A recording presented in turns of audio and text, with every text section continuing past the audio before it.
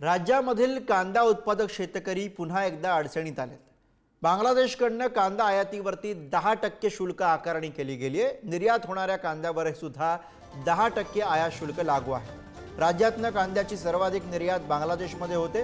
कांद्याच्या दरावरती परिणाम होण्याची शक्यता आहे।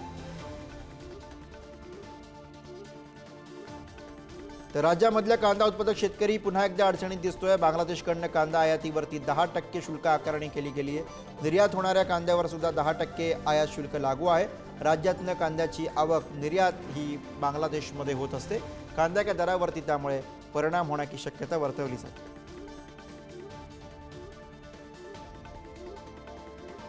कांदा उत्पादक शेतकऱ्यांसाठी महत्त्वाची बातमी, बांगलादेशकडनं कांदा आयातीवरती 10% शुल्क आकारणी करण्यात आलेली आहे। निर्यात होणाऱ्या कांद्यावर सुद्धा 10%ची आयात शुल्क लागू करण्यात आलेला आहे। आणि याच विषयी आपण सविस्तर बोलूया। प्रतिनिधी किरण टाजणे सध्या आपल्या सोबत आहेत। किरण, राज्यामधला कांदा उत्पादक शेतकरी पुन्हा अडचणीत। गुरु, अगदी खरं। आपण जर बघितलं तर गेल्या काही दिवसांपासून कांद्याचे दर कोसळत आहे।